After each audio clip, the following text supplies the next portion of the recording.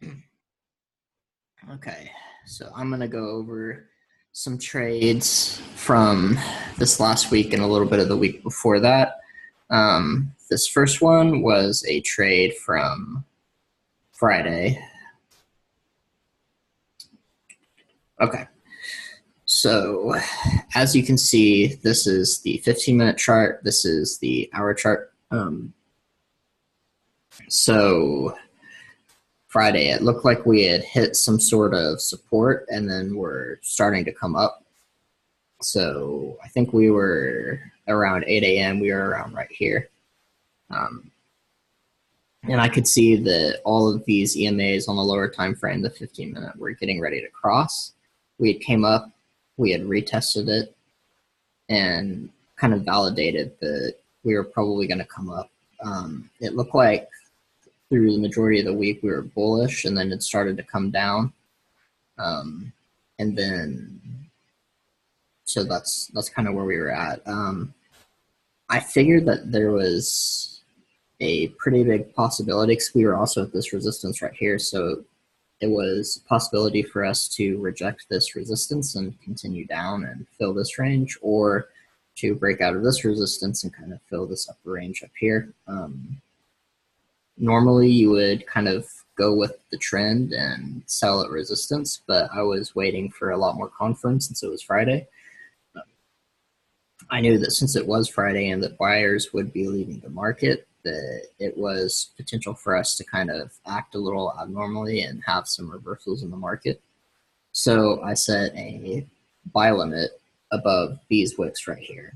And I figured that if we had passed those wicks, that we would probably continue up to around this blue line is what I had plotted.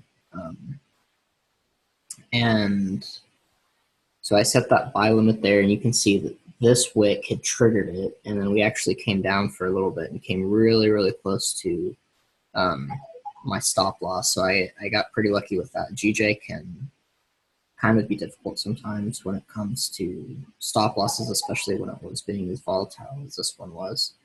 So the buy limit was triggered, and thankfully my stop loss didn't get hit.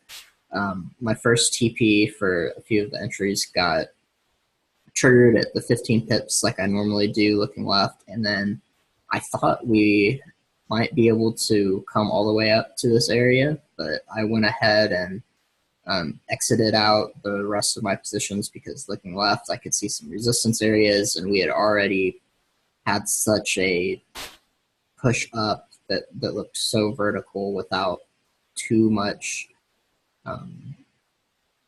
without too many waves in price and pullbacks. So I just decided to be safe and go ahead and cash out my profits for Friday. I think it's always a good idea to do that, secure your profits for the end of the week. That way you're not giving anything back to the market. I had my entries a little bit, I leveraged a little lower than normal just because it was Friday and I had already won my trade from a few days before. So the biggest key indicators here was that all of these EMAs were crossing on the lower time frame, and then you can see from the market structure we kind of had these higher highs and higher lows that we were starting to develop. We had crossed and retested here, went above and broke these wicks, and for the higher time frame you can see that we broke out of this resistance and the EMAs kind of curved back up and we started following them again. And the other entry I took was on UJ. I saw that we had been bullish for the majority of the week, and then we started to come down a little bit, started to form that bearish structure, and we were closing below this 14 EMA here on the higher time frame. Looking at the lower time frame, we had a cross, and we had this wick range to fill that was pretty nice. I saw that we had these rejection wicks here, so I went ahead and put in some sell entries in order to fill that range there, and pretty much had no drawdown on this one. We trailed these EMAs. I took my profits here since we had went past that wick range. I figured we could go all the way down to this 200 EMA, but kind of the same logic where we just want to secure our profits for Friday. So cross, rejection wicks, wick range to fill, trailing of the EMAs, closing below the higher time frame EMAs. And then we know that the buyers are leaving the market for the weekend since we had been bullish. So this was not that much of a surprise to me. All right. So this was another trade that I had taken, I believe, the day before on Thursday. So you can see that we were maintaining bullish structure. We came down and it looked like we had retested this 14 EMA, started to have some bullish closes and looked like longer rejection wicks down here. Looked like we had, so at the time I think my entry was up here. So it looked like we had came down and rejected this support up here and had that bullish close. I waited for that bearish and then another bullish close that was a little bit above that. Probably would have been better if it had engulfed the entire candle. So that's where I had made my entry. And instead of continuing to go up, we did go down to retest that area again. And I was barely stopped out here just by a few pips. I think I waited a while for that trade in New York session. So we really didn't break through any major support or resistance areas. And then you can see from this higher time frame here that although we did kind of go down and reject off that, I made another entry later on in the day where you could see these candles were having bullish closes and the wicks were getting higher and higher, so higher lows and higher highs. And then so I made my entry around this area here in order to fill this wick range over here to the side.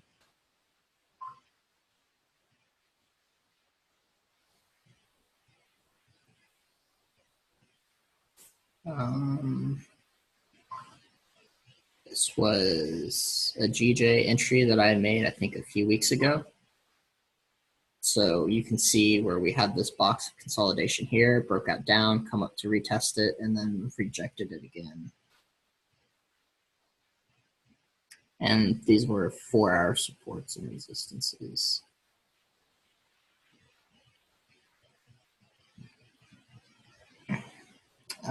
So I've been testing out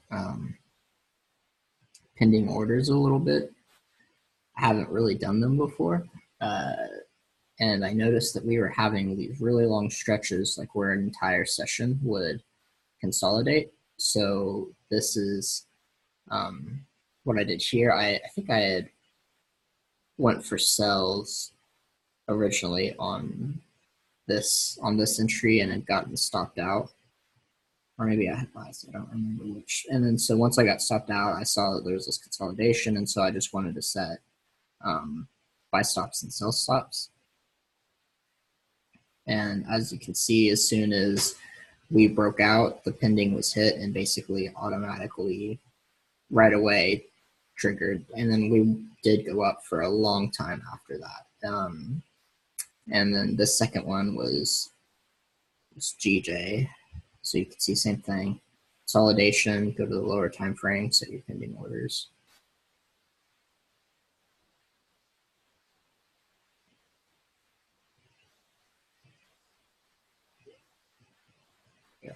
That one. So this was a really nice entry that I had on GJ. Yep. So we had a massive drop in New York session, and then as soon as we came close to this 200 EMA here and the 50 EMA on the hour, the 200 EMA on the 15-minute, I put in buys. Just stacked them up as they went, and they were triggered so fast that I couldn't even. I wanted to hold the position because we were in an uptrend, but they hit that EMA and then had rejected it so quick that I couldn't even do anything about it. So you can see from here, from that entry point that I had taken, we went up, I think even way past this range to fill it. It was way over 160 pips it ended up being. So my whole thing off that was that this 200 EMA was a really strong support, and it always holds up really good in that following the direction of that trend. If we break the 14 and then the 50, chances are the 200 EMA is still really strong and we'll reject off of it. And as you can see, we did.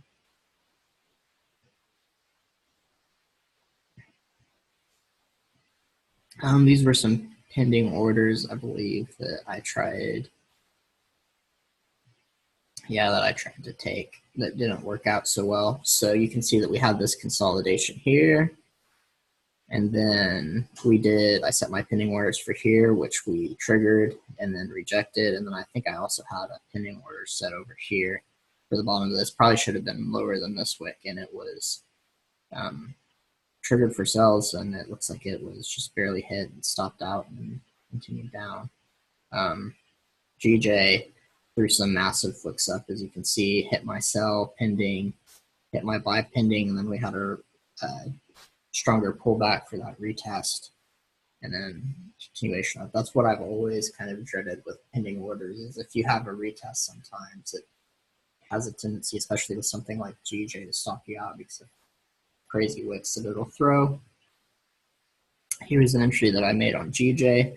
Went down, had this wick range to fill. I believe I made entries over here because we had came up and kind of had these rejection wicks, and then had these bearish closes. So I entered in here, got stopped out on this wick that came up to retest it, and I didn't take any more entries after that. It looks like we had just consolidated the rest after that. But knowing how GJ is, this would have been probably at least a 20 pip range to fill. After this rejection candle here, some people probably would have put in entries after that to go down and fill the range, and definitely would have gotten stopped out after these wicks would have came back up and retested here. So those are some trades that I've taken over the last few weeks. Okay, yeah, so you can see rejection here, entry here, so I got stopped out on this. I wanted to fill this wick down here. It looked like we were in momentum, but we were in an uptrend and I was filling a wick downwards, so shit happens sometimes with that. Yep. So those are just a few